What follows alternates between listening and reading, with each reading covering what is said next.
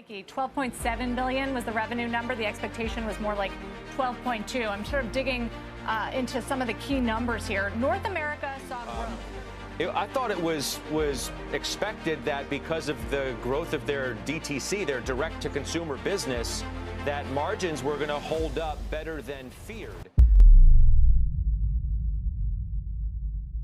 Nike एक US sports shoe brand जिसकी sales है 2023 में 13.3 बिलियन यूएस डॉलर यानी 1,330 करोड़, जिसके 79,000 से ज़्यादा एम्प्लॉयज़ है, जिसके वर्ल्ड वाइड 1,000 से ज़्यादा रिटेल स्टोर्स है।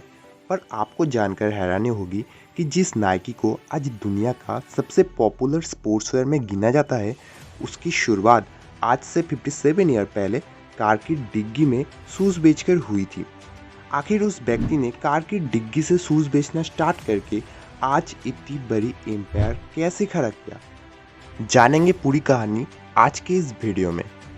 दोस्तों, नाइकी की ये कहानी बाकी स्टोरी से बिल्कुल अलग है, जिसमें स्ट्रगल्स तो है, लेकिन इन स्ट्रगल्स को बहुत ही आसानी से ओवरकम किया है नाइकी के फाउंडर फिल नाइट ने। फिल जब स्टैनफोर्ड यूनिवर्सिटी में एमबीए का पढ़ाई कर रहे थे, तब उनको बिजनेस एंड मार्केटिंग के ऊपर असाइनमेंट दिया गया था।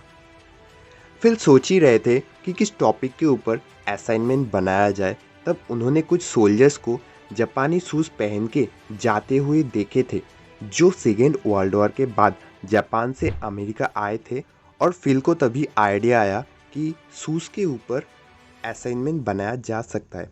हालांकि फिल ने असाइनमेंट एंड यूनिवर्सिटी दोनों को कंप्लीट करने के बाद शूज़ का बिजनेस करने के लिए सोचे थे, लेकिन फिल के पास इस बिजनेस को करने के लिए ना ही उतना तजुर्बा था और ना ही खुद मैन्युफैक्चर करके मार्केटिंग एंड सेलिंग के लिए उतने पैसे थे।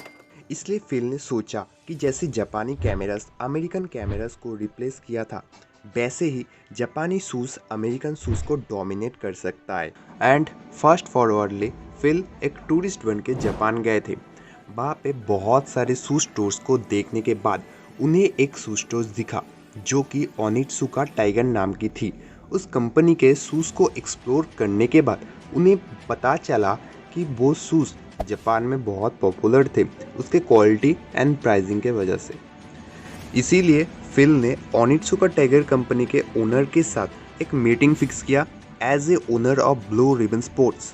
हालांकि तब ब्लू रिबन स्पोर्ट्स नाम की कोई कंपनी नहीं थी, लेकिन फिल की कॉन्फिडेंट एंड बात करने के तरीके से इम्प्रेस होके ओनित्सुका टाइगर कंपनी के एक्सक्लूसिव अमेरिकन डिस्ट्रीब्यूटर बन गए थे। इसके बाद फिल अपने पहले शिपमेंट के जूते लेके अमेरिका चले गए थे बिजनेस करने के लिए, लेकिन फिल के पास कोई शॉप नहीं था जूते को सेल्स करने के लिए। इसीलिए फिल अपने कार की डिग्गी में स्टार्टिंग में जूते सेल्स किया करते थे, लेकिन उनको बहुत ही जल्द पता चल गया था कि ऐसे वो अपने बिजनेस को स्केल अप नहीं कर सकते थे। फिल इसीलिए अपने कोच बिल बोवरमैन के पास गए थे सजेशन के लिए, लेकिन बिल बोवरमैन जब वो जापानी शूज़ देखते हैं, उनको वो इतना पसंद आता है कि वो उसी समय उनके बिजनेस पार्टनर बन गए थे। उसके बाद फिल नाइट और बिल बोवरमैन दोनों ने मिलकर एक शॉप खरीदी जिसका नाम उन्होंने ब्लू रिबन स्पोर्ट्स रखा, जहाँ पे ओनित्सुका टाइगर कंपनी के शूज़ वो सेल्स करते थे।